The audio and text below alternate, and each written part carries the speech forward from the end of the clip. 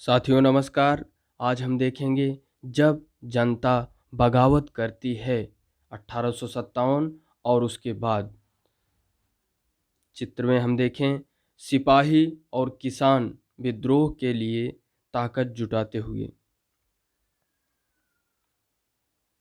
यह विद्रोह 1857 में उत्तर भारत के मैदानों में फैल गया था।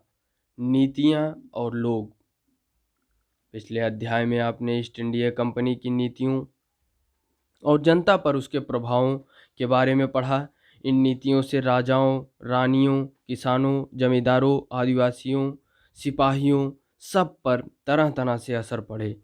आप यह भी देख चुके हैं जो नीतियां और कार्रवाइयां जनता के हित में नहीं होती या जो उनकी भावनाओं को ठेस पहुंचाती हैं, उनका लोग किस तरह विरोध करते हैं। नवाबों की छिनती सत्ता। 18वीं सदी के मध्य से ही राजाओं और नवाबों की ताकत छिनने लगी थी। उनकी सत्ता और सम्मान दोनों खत्म होते जा रहे थे। बहुत सारे दरबारों में रेजिडेंट तैनात कर दिए गए। स्थानीय शासकों की स्वतंत्रता घटती जा रही थी। उनकी सेनाओं को भंग कर दिया गया था। उनके राजस्व वसूली के अधिकार व इलाके एक एक कर छीने जा रहे थे। बहुत सारे स्थानीय शासकों ने अपने हितों की रक्षा के लिए कंपनी के साथ बातचीत भी की। उदाहरण के लिए झांसी की रानी लक्ष्मीबाई चाहती थी कि कंपनी उनके पति के मृत्यु के बाद उनके गोद लिए हुए बेटे को राजा मान ले। पेशवा बाजीराव द्वितीय के दत्तक पुत्र नाना साहब ने कंपनी से आग्रह किया कि उनके पिता को जो पेंशन मिलती थी वह मृत्यु के बाद उन्हें मिलने लगे। अपनी श्रेष्ठता और सैनिक ताकत के नशे में चूर कंपनी ने इन निवेदनों को ठुकरा दिया। अवध की रियासत अंग्रेजों के कब्जे में जाने वाली आखिरी रियासतों में से थी। 1801 में अवध पर एक सहायक संधि थोपी गई और 1856 में अंग्रेजों ने उसे अपने कब्जे में ले लिया। गवर्नर जनरल डलहौजी ने ऐलान कर दिया कि रियासत का शासन ठीक से नहीं चलाया जा रहा है, इसलिए शासन को दुरुस्त करने के लिए ब्रिटिश प्रभुत्व जरूरी है। कंपनी ने मुगलों के शासन को खत्म करने की भी पूरी योजना बना ली थी। कंपनी द्वारा जारी किए गए सिक्कों पर से मुगल बादशाह का नाम हटा दिया गया। 1849 में गवर्नर जनरल डलहौजी ने ऐलान किया कि बहादुर शाह जफर की मृत्यु के बाद बहादुर बादशाह के परिवार को लाल किले से निकालकर उसे दिल्ली में कहीं और बसाया जाएगा। 1856 में गवर्नर जनरल कैनिंग ने फैसला किया कि बहादुर शाह जफर आखिरी मुगल बादशाह होंगे। उनकी मृत्यु के बाद उनके किसी भी वंशज को बादशाह नहीं माना जाएगा। उन्हें केवल राजकुमारों के रूप में मान्यता दी जाएगी। किसान और सिपाही। गांव में किसान और जमींदार भारी भरकम लगान और कर वसूली के सख्त तौर तरीकों से परेशान थे। बहुत सारे लोग महाजनों से लिया कर्ज नहीं लौटा पा रहे थे। इसके कारण उनकी पीढ़ियों पुरानी जमीनें हाथ से निकलती जा रही थी। कंपनी के तहत काम करने वाले भारतीय सिपाहियों के असंतोष की अपनी वजह थी। वे अपने वेतन भत्तों और सेवा शर्तों के कारण परेशान थे। कई नए नियम उनकी धार्मिक भावनाओं और आस्थाओं को ठेस पहुंचाते थे। क्या आप जानते हैं कि उस जमाने में बहुत सारे लोग समुद्र पार नहीं जाना चाहते थे। उन्हें लगता था कि समुद्र यात्रा से उनका धर्म और जाति भ्रष्ट हो जाएंगे। जब 1824 में सिपाहियों को कंपनी की ओर से लड़ने के लिए समुद्र के रास्ते बर्मा जाने का आदेश मिला तो उन्होंने इस हुक्म को मानने से इनकार कर दिया। उन्हें जमीन के रास्ते से जाने में इतराज नहीं था। सरकार का हुक्म न मानने के कारण उन्हें सख्त सजा दी गई, क्योंकि यह मुद्दा अभी खत्म नहीं हुआ था। इसलिए 1856 में कंपनी को एक नया कानून बनाना पड़ा। इस कानून में साफ कहा गया कि अगर कोई व्यक्ति कंपनी की सेना में नौकरी करेगा तो जरूरत पड़ने पर उसे समुद्र पार भी जाना पड़ सकता है। सिपाही गांव के हालात से भी परेशान थे। बहुत सारे सिपाही खुद किसान थे। वे अपनी परिवार गांव में छोड़कर आए थे। लिहाजा किसानों का गुस्सा जल्दी ही सिपाहियों में भी फैल गया। गतिविधि में देखें, कल्पना कीजिए कि आप कंपनी की सेना में सिपाही हैं। आप नहीं चाहते कि आपका भतीजा कंपनी की फौज में नौकरी करे। आप उसे क्या कारण बताएंगे? सुधारों पर प्रतिक्रिया। अंग्रेजों को लगता था कि भारतीय समाज को सुधारना जरूरी है। सती प्रथा को रोकने और विधवा विवाह को बढ़ावा देने के लिए कानून बनाए गए। अंग्रेजी भाषा की शिक्षा को जमकर प्रोत्साहन दिया गया। 1830 के बाद कंपनी ने ईसाई मिशनरियों को खुलकर काम करने और यहाँ तक कि जमीन व संपत्ति जुटाने की भी छूट दे दी। 1850 में एक नया कानून बनाया गया जिससे ईसाई धर्म को अपनाना और आसान हो गया। इस कानून में प्रावधान किया गया था कि अगर कोई भारतीय व्यक्ति ईसाई धर्म अपनाता है तो भी पुरखों की संपत्ति पर उसका अधिकार पहले जैसा ही रहेगा। बहुत सारे भारतीयों को यकीन हो गया था कि अंग्रेज उनका धर्म, उनके सामाजिक रीति रिवाज और परंपरागत जीवन शैली को नष्ट कर रहे हैं। दूसरी तरफ ऐसे भारतीय भी थे जो मौजूदा सामाजिक व्यवस्था में बदलाव चाहते थे। इन सुधारकों और उनके सुधार आंदोलनों के बारे में हम अध्याय 7 में पढ़ेंगे। जनता की नज़र में उस जमाने में लोग अंग्रेज शासन के बारे में क्या सोच रहे थे, इसका जायजा लेने के लिए आप स्रोत 1 और 2 को पढ़ें।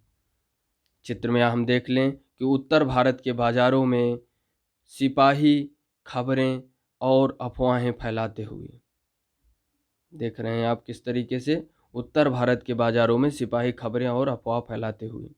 स्रोत 1 को हम देखें। 84 नियमों की सूची। यहाँ महाराष्ट्र के एक गांव में रहने वाले ब्राह्मण विष्णु भट्ट गोडसे द्वारा लिखित पुस्तक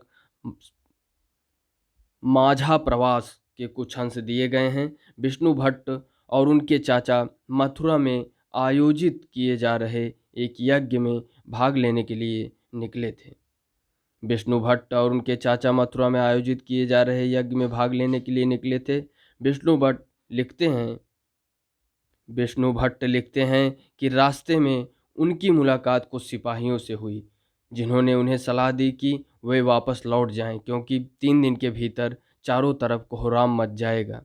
सिपाही ने जो कहा वह इस प्रकार था। अंग्रेज सरकार हिंदुओं और मुसलमानों के धर्म को नष्ट करने पर आमदा है। उन्होंने 84 नियमों की एक सूची बनाई है और कलकत्ता में सारे राजाओं और राजकुमारों की मौजूदगी में उसका ऐलान कर दिया है। उन्होंने सिपाहियों ने बताया कि राजा इन नियमों को मानने के लिए तैयार नहीं है। उन्होंने अंग्रेजों को घातक परिणाम की चेतावनी दी है। राजाओं ने कहा है कि अगर ये नियम लागू किए गए तो भारी उथल पुथल मच जाएगी, कि राजा भारी गुस्से में अपनी राजधानियों को लौटा गए हैं। तमाम बड़े लोग योजनाएं बना रहे हैं। धर्म युद्ध के लिए तारीख तय कर ली गई थी और मेरठ छावनी से एक गुप्त योजना तैयार करके विभिन्न छावनियों में भेज दी गई थी। विष्णु भट्ट गोडसे माझा प्रवास, पृष्ठ 23-24। स्रोत 2 को देखें। जल्दी ही हर टुकड़ी में उत्तेजना छा गई। उस दौर की एक और झलक सूबेदार सीताराम पांडे के संस्मरणों में मिलती है। सीताराम पांडे को 1812 में बंगाल नेटिव आर्मी में सिपाही के तौर पर भर्ती किया गया था। उन्होंने 48 साल तक नौकरी की और 1860 में वे सेवानिवृत्त हुए। उन्होंने बगावत को दबाने में अंग्रेजों की मदद की। हालांकि उनका बेटा भी विद्रोहियों के साथ था और अंग्रेजों ने उसे सीताराम की आंखों के सामने ही मार डाला था। अपने निवृत्ति के बाद उनके कमान अफसर नॉरगेट ने उन्हें अपने संस्मरण में लिखने के लिए प्रेरित किया। सीताराम ने 1861 में अवधी भाषा में अपने संस्मरण लिखे, जिसका नॉरगेट ने अंग्रेजी में अनुवाद किया और फ्रॉम सिपाही टू सूबेदार, सिपाही से सूबेदार तक के नाम से प्रकाशित करवाया। सीताराम पांडे के संस्मरणों का एक अंश इस प्रकार था। मेरा मानना है कि अवध पर हुए कब्जे से सिपाहियों के भीतर गहरा अविश्वास भर गया था और वे सरकार के खिलाफ साजिशें रचने लगे थे। अवध के नवाब और दिल्ली बादशाह के नुमाइंदों को सेना की नब्ज जानने के लिए पूरे भारत में भेज दिया गया। उन्होंने सिपाहियों की भावनाओं को और हवा दी। उन्होंने सिपाहियों को बताया कि विदेशियों ने बादशाह के साथ कितना बड़ा धोखा किया है। उन्होंने हजारों झूठ गढ़ डाले और सिपाहियों को अपने मालिकों अंग्रेज़ों के खिलाफ बगावत करने के लिए उकसाया, ताकि दिल्ली में बादशाह को दोबारा गद्दी पर बैठाया जा सके। उनकी दलील थी कि अगर सिपाही मिलकर काम करें और इन सुझावों पर अमल करें तो सेना ऐसा कर सकती है। चित्र 3 में हम देख सकते हैं मेरठ में विद्रोह सिपाही अफसरों पर हमला करते हुए। मेरठ में विद्रोही सिपाही अफसरों पर हमला करते हुए हैं, उनके घरों में घुस जाते हैं और इमारतों में आग लगा देते हैं। इसके आगे हम देखें, संयोग से इसी समय सरकार ने हर एक रेजिमेंट के कुछ लोगों को नई राइफल का इस्तेमाल का तरीका बताने के लिए अलग अलग छावनियों में भेजा। इन लोगों ने कुछ समय तक सिपाहियों को प्रशिक्षण दिया। इसी दौरान न जाने कहां से यह खबर फैल गई, इन राइफलों में इस्तेमाल होने वाले कारतूसों पर गाय और सूअर की चर्बी का लेप चढ़ाया गया है। हमारी रेजिमेंट के लोग दूसरे लोगों को लिखकर यह खबर भेजने लगे और जल्दी ही हर एक रेजिमेंट को लिखकर यह खबर भेजने लगे। हर एक रेजिमेंट में उत्तेजना का माहौल बन गया। कुछ लोगों ने कहा कि उनकी 40 साल की नौकरी में सरकार ने उनके मजहब को चोट पहुंचाने के लिए कभी कुछ नहीं किया था। लेकिन जैसा कि मैंने पहले ही जिक्र किया, अवध पर कब्जे के कारण सिपाही पहले ही गुस्से में थे। स्वार्थी लोगों ने फौरन यह कहानी गढ़ दी कि अंग्रेज तो सबको ईसाई बनाना चाहते हैं, इसलिए उन्होंने ऐसे कारतूस तैयार किए हैं ताकि उन्हें इस्तेमाल करने से मुसलमान और हिंदू दोनों ही भ्रष्ट हो जाएंगे। कर्नल साहब का मानना था कि यह बेचैनी जो उन्हें भी साफ दिखाई दे रही थी, इस बार भी अपने आप खत्म हो जाएगी, और उन्होंने मुझे घर चले जाने की हिदायत दी। सीताराम पांडे, फ्रॉम सिपाही टू सूबेदार, पृष्ठ 162 से 163। गतिविधि में देखें तो सीताराम और विष्णु भट्ट के मुताबिक लोगों के दिमाग में मुख्य चिंताएं कौन सी थी, उनकी राय में शासकों ने क्या भूमिका निभाई, सिपाही क्या भूमिका निभाते दिखाई दे रहे थे। सैनिक विद्रोह जन विद्रोह बन गया। यद्यपि शासक और प्रजा के बीच संघर्ष कोई अनोखी बात नहीं होती, लेकिन कभी कभी ये संघर्ष इतने फैल जाते हैं कि राज्य की सत्ता छिन्न भिन्न हो जाती है। बहुत सारे लोग मानने लगे हैं कि उन सब का शत्रु एक है, इसलिए वे सभी कुछ करना चाहते हैं। इस तरह की स्थिति में हालात अपने हाथ में लेने के लिए लोगों को संगठित होना पड़ता है। उन्हें संचार, पहलकदमी और आत्मविश्वास का परिचय देना होता है। भारत के उत्तरी भागों में 1857 में ऐसी ही स्थिति पैदा हो गई थी। फतह और शासन के 100 साल बाद ईस्ट इंडिया कंपनी को एक भारी विद्रोह से जूझना पड़ रहा था। मई 1857 में शुरू हुई इस बगावत ने भारत में कंपनी का अस्तित्व ही खतरे में डाल दिया था। मेरठ से शुरू करके सिपाहियों ने कई जगह बगावत की। समाज के विभिन्न तबकों के असंख्य लोग विद्रोही तेवरों के साथ उठ खड़े हुए। कुछ लोग मानते हैं कि 19वीं सदी में उपनिवेशवाद के खिलाफ दुनिया भर में यह सबसे बड़ा सशस्त्र संघर्ष था। सैनिक विद्रोह यानी जब सिपाही इकट्ठा होकर अपने सैनिक अफसरों का हुक्म मानने से इनकार कर देते हैं, तो इसे हम सैनिक विद्रोह कहते हैं। इसके आगे हम देखें मेरठ से दिल्ली तक। चित्र में हम देख सकते हैं कैवेलरी लाइनों में युद्ध। 3 जुलाई 1857 को 3000 से ज़्यादा विद्रोही बरेली से दिल्ली आ पहुँचे। उन्होंने यमुना को पार किया और ब्रिटिश कैवेलरी चौकियों पर धावा बोल दिया। यह युद्ध पूरी रात चलता रहा। अब हम देखेंगे मेरठ से दिल्ली तक। 29 मार्च 1857 को 29 मार्च 1857 को युवा सिपाही मंगल पांडे को बैरकपुर में अपने अफसरों पर हमला करने के आरोप में फांसी पर लटका दिया गया। 29 मार्च 1857 को चंद दिन बाद मेरठ में तैनात कुछ सिपाहियों ने नए कारतूस के साथ फौजी अभ्यास करने से इनकार कर दिया। सिपाहियों को लगता था कि उन कारतूसों पर गाय और सूअर की चर्बी का लेप चढ़ाया गया है। 85 सिपाहियों को नौकरी से निकाल दिया गया। उन्हें अपने अफसर का हुक्म न मानने के आरोप में 10-10 साल की सजा दी गई। यह 9 मई 1857 की बात है। मेरठ में तैनात भारतीय सिपाहियों की प्रतिक्रिया बहुत ज़बरदस्त रही। 10 मई को 18 सिपाहियों ने मेरठ की जेल पर धावा बोलकर वहां बंद सिपाहियों को आज़ाद करा लिया। उन्होंने अंग्रेज अफसरों पर हमला करके उन्हें मार गिराया।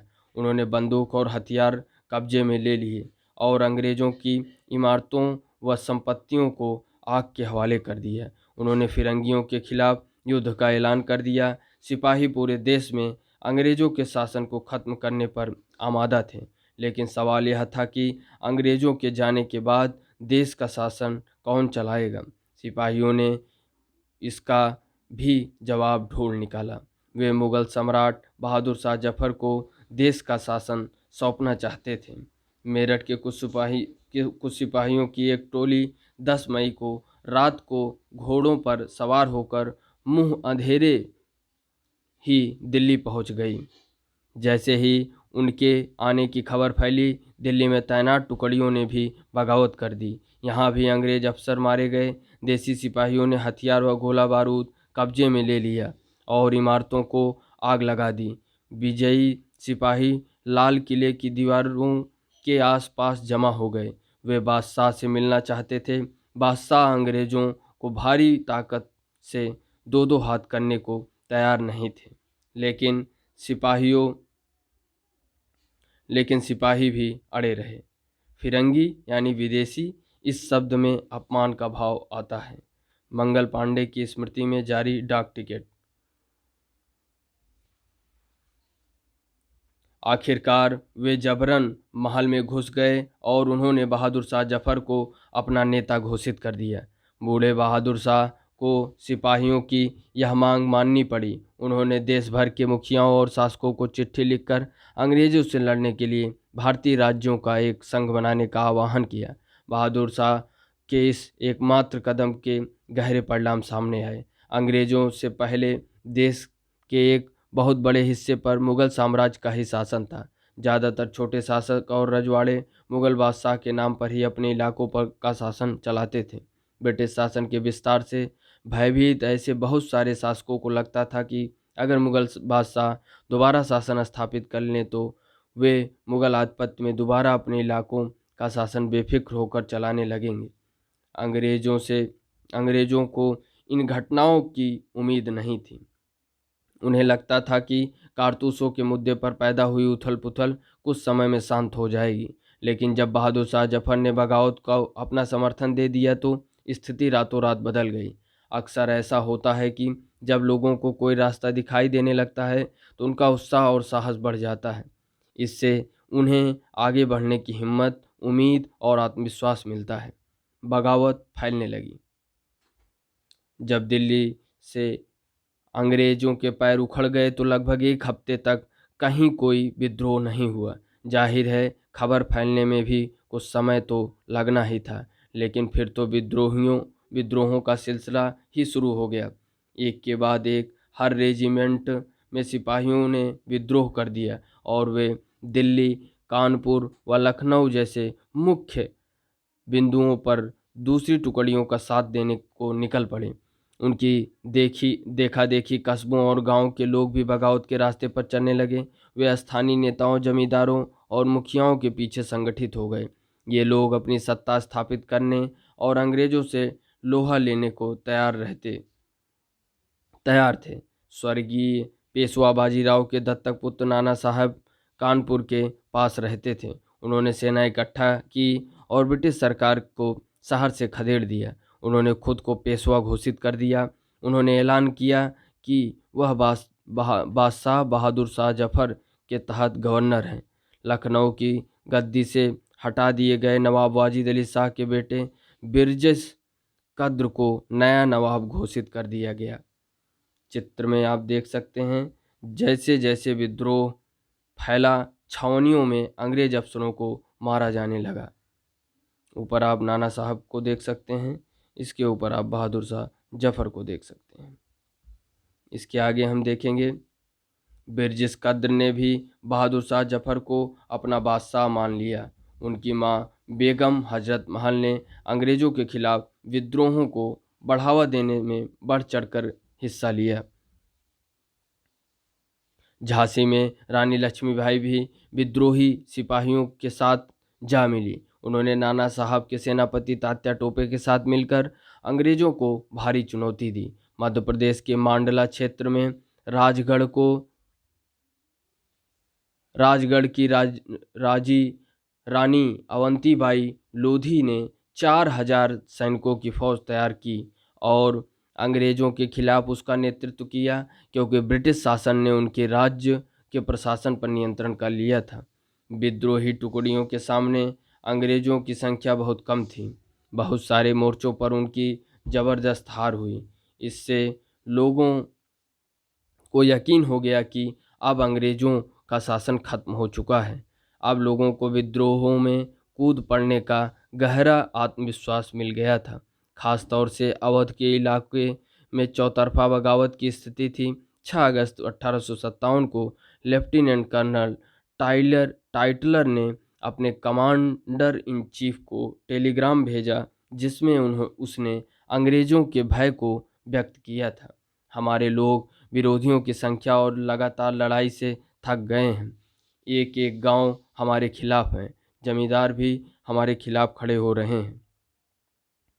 इस दौरान बहुत सारे महत्वपूर्ण नेता सामने आए। उदाहरण के लिए फैजाबाद के मौलवी अहमदुल्ला शाह ने भविष्यवाणी कर दी कि अंग्रेजों का शासन जल्दी ही खत्म हो जाएगा।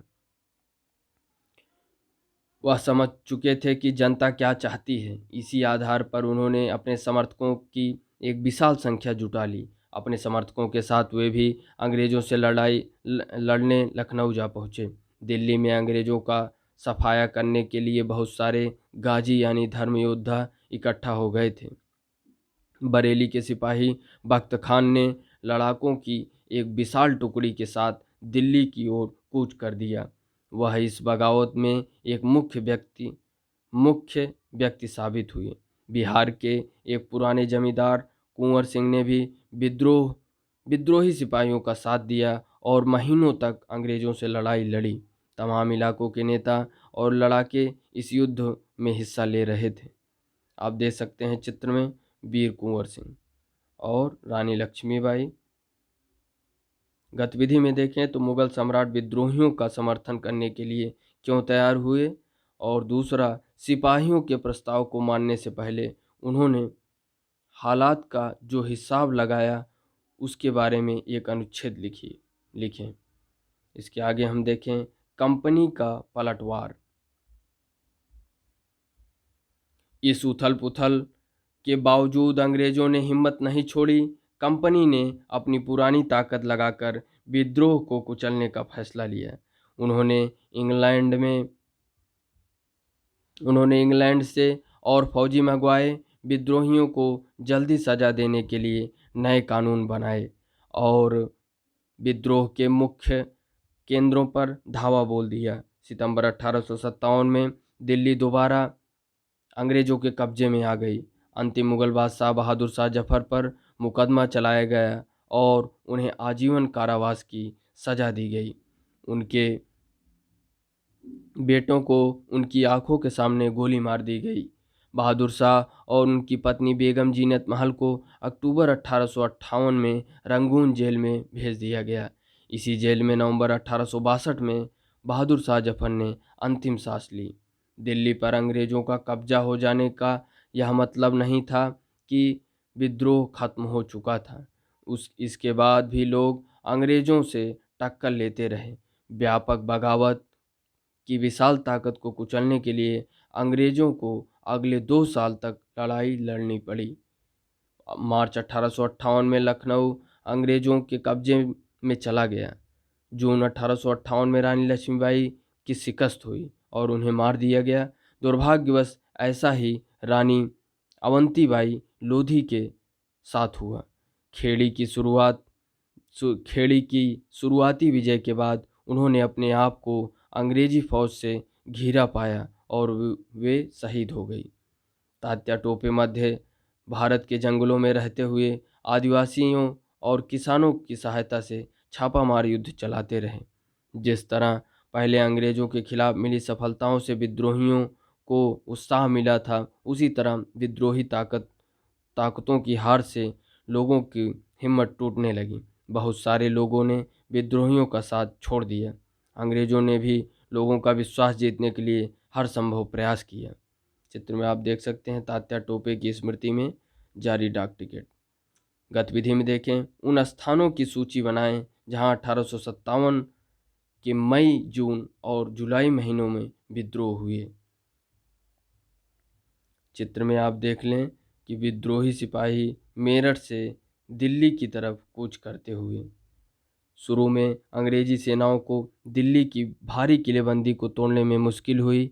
3 सितंबर 1857 को अंग्रेजी सेनाओं को और ज़्यादा हथियार, गोले आदि पहुंचाए गए।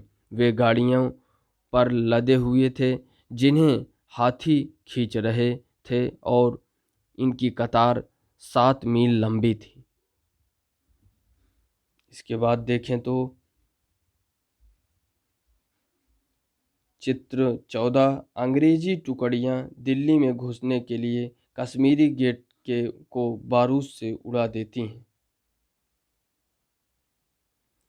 भूस्वामियों के लिए इनामों का ऐलान कर दिया गया। उन्हें आश्वासन दिया गया कि उनकी जमीन पर उनके परंपरागत अधिकार बने रहेंगे।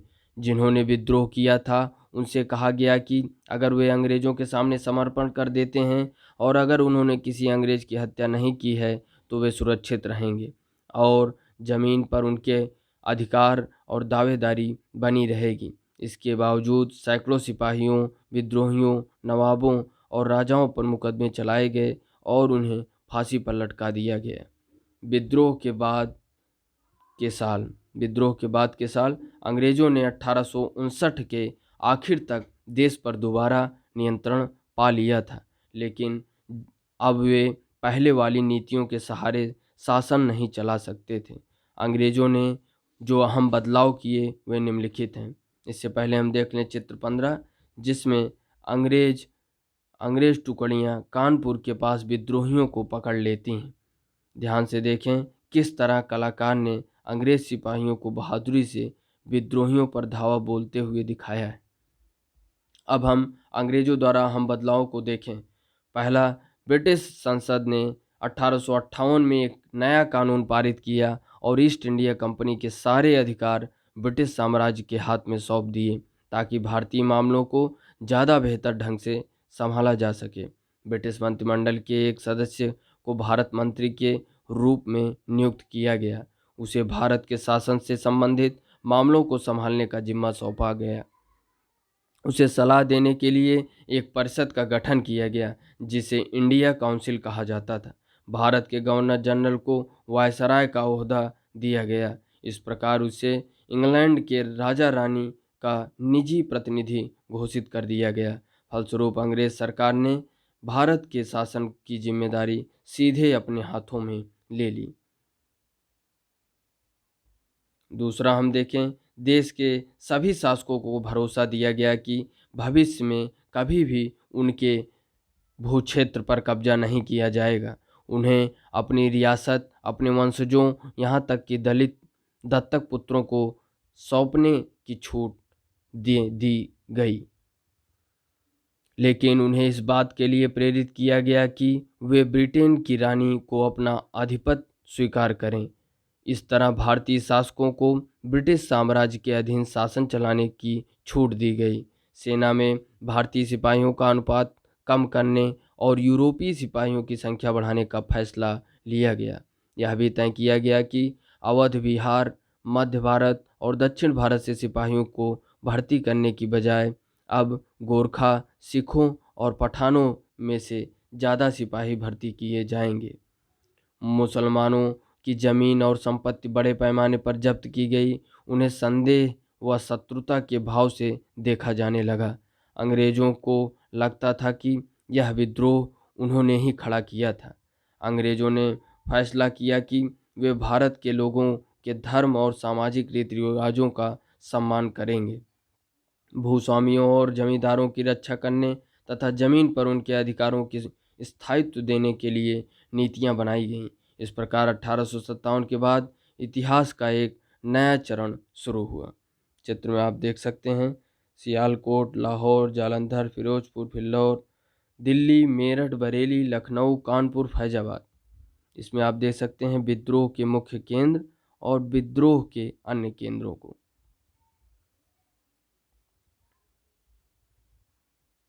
चित्र 10 उत्तरी भारत में विद्रोह के कुछ प्रमुख केंद्र। इसके आगे हम देखें खुर्दा संग्राम, एक केस स्टडी है, इसको हम पढ़ते हैं। खुर्दा संग्राम एक केस स्टडी 1857 की घटना से बहुत पहले उसी प्रकार की एक घटना सन 1817 में खुर्दा नामक स्थान पर घटित हुई थी। हमारे लिए उस घटना का अध्ययन करना और इस बात पर विचार करना भी शिक्षाप्रद होगा कि कैसे अंग्रेजों की औपनिवेशिक नीतियों के खिलाफ 19वीं सदी की शुरुआत से ही देश के विभिन्न हिस्सों में असंतोष निर्मित होने लगा था। खुर्दा, जो कि उड़ीसा के दक्षिण पूर्वी भाग में स्थित एक छोटा राज्य था, वहाँ 19वीं शताब्दी की शुरुआत में 105 गढ़ों, जिनमें 60 बड़े और 1109 छोटे गांव सम्मिलित थे। एक जनबहुल उपजाऊ क्षेत्र था। इसके शासक राजा वीर किशोर देव को स्व अधिकृत चार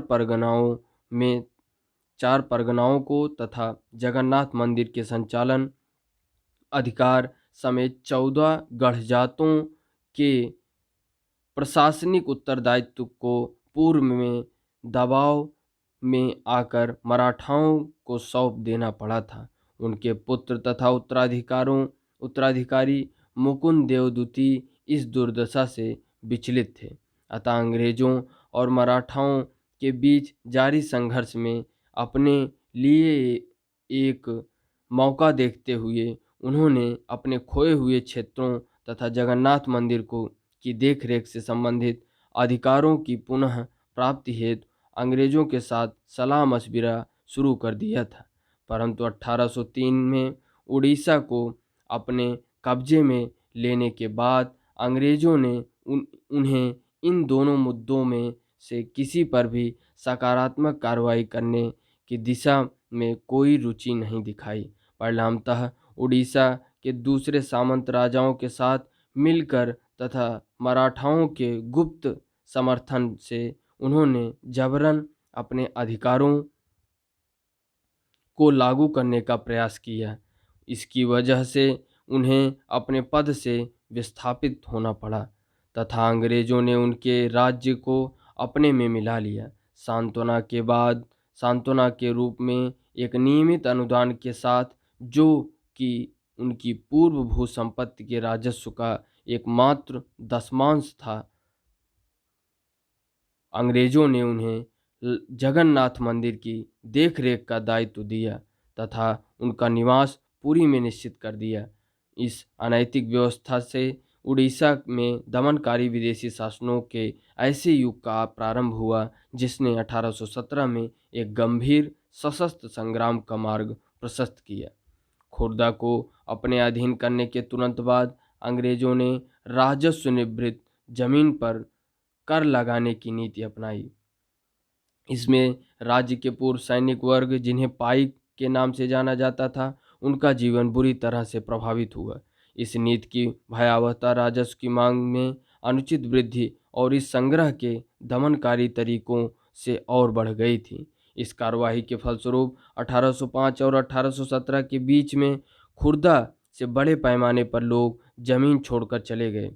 फिर भी अंग्रेज ने अस्थायी बंदोबस्त के तहत राजस्व भुगतान की नीति को चालू रखा, जिसमें जमीन की उपजाऊ क्षमता तथा रैयतों की भुगतान की क्षमता की अनदेखी करते हुए हर वर्ष राजस्व की मांगों में वृद्धि की गई। यहाँ तक कि प्राकृतिक आपदाओं के समय में भी कोई उदारता नहीं दिखाई गई, जबकि उड़ीसा में ऐसी आपदाएं अक्सर आती रहती थीं। बकायेदारों की जमीन को षड्यंत्रकारी राजस्व अधिकारियों या फिर बंगाल के सट्टेबाजों को बेच दिया गया। खुर्दा के विस्थापित राजा का वंशानुगत सेनानायक जगबंधु विद्याधर महापात्र भ्रमरवर राय, जिन्हें लोग बक्सी जगबंधु के नाम से जानते थे, वह ऐसे बेदखल हुए जमींदार में से एक थे। व्यवहारिक रूप से वे एक भिखारी बन गए थे। अपने तथा अपने जैसे जमीन से बेदखल हुए लोगों की ओर से संघर्ष करने का निश्चय करने से पूर्व प्रायः 2 साल तक उन्होंने खुर्दा के लोगों के स्वैच्छिक दान से अपना गुजारा किया। बीते हुए वर्ष के साथ साथ जो तकलीफें इन शिकायतों के साथ जुड़ गई थी, वे थीं अंग्रेजों द्वारा इस क्षेत्र में चांदी के सिक्कों का प्रचलन, इस नई मुद्रा में राजस्व के भुगतान पर जोर देना, खाद्य सामग्री की कीमतों में अभूतपूर्व वृद्धि तथा नमक की आपूर्ति में कमी, जो कि कंपनी की एकाधिकार नीति के चलते लगभग दुर्लभ हो गया था, जिसके कारण उड़ीसा के पारंपरिक रूप से नमक बनाने वाले इस काम से वंचित हो गए थे। और स्थानीय जमींदारों की कलकत्ता में नीलामी, जिसके कारण उड़ीसा में बंगाल के अनुपस्थित जमींदारों का आगमन हुआ। इसके अतिरिक्त असंवेदनशील तथा भ्रष्ट पुलिस प्रशासनिक व्यवस्था ने भी इस स्थिति को और दुष्कर बना दिया, जिसके चलते होने वाले सशस्त्र संग्राम ने और भयावह आकार धारण कर लिया। 29 मार्च 1817 को इस संग्राम की शुरुआत तब हो गई जब पाइकों ने बानपुर में स्थित पुलिस चौकी और अन्य सरकारी संस्थानों पर हमला कर दिया और 100 से अधिक लोगों की हत्या करने के साथ साथ सरकारी खजाने में से एक बड़ी रकम लेकर चले गए।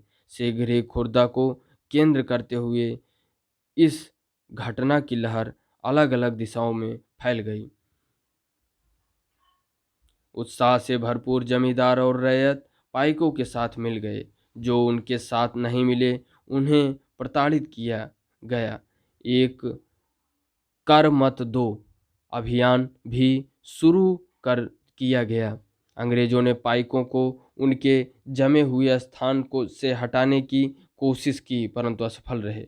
14 अप्रैल 1817 को बक्सी जगबंधु ने 5 से 10 हजार पाइकों और कंध जनजाति के योद्धाओं की अगुवाई कर पुरी को कब्जे में ले लिया और मुकुंद देवदूती को उनकी झिझक के बावजूद राजा घोषित कर दिया। जगन्नाथ मंदिर के पुजारियों ने भी पाइकों को अपना भरपूर समर्थन प्रदान किया। स्थिति को हाथ से निकलते हुए देख अंग्रेजों ने मार्शल लॉ लागू कर दिया। जल्द ही घोषित राजा पकड़े गए और उन्हें उनके पुत्र सहित कटक में कारावास दे दिया गया। बक्सी ने अपने करीबी सहयोगी कृष्णचंद्र भ्रमरवर राय के साथ मिलकर कटक और खुर्दा के बीच यातायात के सारे माध्यम को काटने का प्रयास किया। इसके साथ साथ संघर्ष उड़ीसा के दक्षिण और उत्तर पश्चिमी हिस्सों में फैल गया। परिणाम स्वरूप अंग्रेजों ने मेजर जनरल मार्टिनडल को पाइकों के चंगुल से पूरे क्षेत्र को मुक्त कराने के लिए भेजा तथा बक्सी जगबंधु और उनके साथियों को पकड़वाने के लिए पुरस्कार की भी घोषणा की। इस प्रकार जो सामरिक कार्रवाई चली उसमें सैकड़ों पाइक मारे गए, कई घने जंगलों में चले गए और अन्य सामूहिक क्षमा योजना के तहत अपने घरों में लौट गए। इस तरह से अंग्रेजों ने मई 1817 तक खुर्दा के संग्राम को लगभग काबू में कर लिया। परंतु खुर्दा के बाहरी क्षेत्रों में बक्सी जगबंधु ने कुजंग के राजा जैसे सहयोगी की मदद से और पाइकों को उनके प्रति अटूट निष्ठा के कारण इस संघर्ष को मई 1825 तक जारी रखा। जब उन्होंने अंग्रेजों के सामने आत्मसमर्पण कर दिया तो इसके उपरांत अंग्रेजों ने खुर्दा के लोगों के प्रति अपनी ओर से दयालु, अनुग्रहित और सहनशीलता की नीति अपनाई। पुलिस और न्यायिक व्यवस्था में आवश्यक सुधार किया। नमक की कीमतों में कमी की गई। जिन राजस्व अधिकारियों को भ्रष्ट पाया गया उन्हें कार्य से निष्कासित कर दिया गया और बेदखल जमींदारों को अपनी जमीन लौटा दी गई। दिवंगत खुर्दा के राजा के पुत्र रामचंद्र देव तृतीय को स्वतंत्र कर पूरी जाने दिया गया स्वतंत्र कर पूरी जाने दिया गया और 26,000 रुपये के अनुदान के साथ उन्हें जगन्नाथ मंदिर की देखरेख का दायित्व भी सौंपा गया। संक्षेप में यह उड़ीसा में अंग्रेजों के विरुद्ध पहला लोकप्रिय सशस्त्र संघर्ष था, जिसका उस क्षेत्र में ब्रिटिश शासन पर दूरगामी प्रभाव पड़ा। अतः इसे मात्र पाइक विद्रोह कहना इसे कमतर कर आंकना होगा। अन्यत्र में देखें, परम शांति के एक स्वर्गिक साम्राज्य की खातिर। जब 1857 में भारत में विद्रोह फैला, उसी समय चीन के दक्षिणी भागों में भी एक विशाल जन विद्रोह पैदा हो रहा था। यह विद्रोह 1850 में शुरू हुआ और 1860 के मध्य जाकर खत्म हुआ। हांग जीकुआंग के नेतृत्व में हजारों मेहनतकश गरीब लोगों ने परम शांति के स्वर्गिक साम्राज्य की स्थापना के लिए लड़ाई लड़ी। इस विद्रोह को ताइपिंग विद्रोह के नाम से जाना जाता है। हांग जीकुआंग ने धर्मांतरण करके ईसाई धर्म अपना लिया था और वह कन्फ्यूशियसवाद और बौद्ध आदि परंपरागत चीनी धर्मों के खिलाफ थे। ताइपिंग के विद्रोही एक ऐसे साम्राज्य की स्थापना करना चाहते थे जहां ईसाई धर्म को माना जाएगा, जहां किसी के पास निजी संपत्ति नहीं होगी, जहां सामाजिक वर्गों और स्त्री पुरुष के बीच कोई भेद नहीं होगा, जहां अफीम, तंबाकू, शराब के सेवन तथा जुए, वेश्यावृत्ति और गुलामी पर पाबंदी होगी।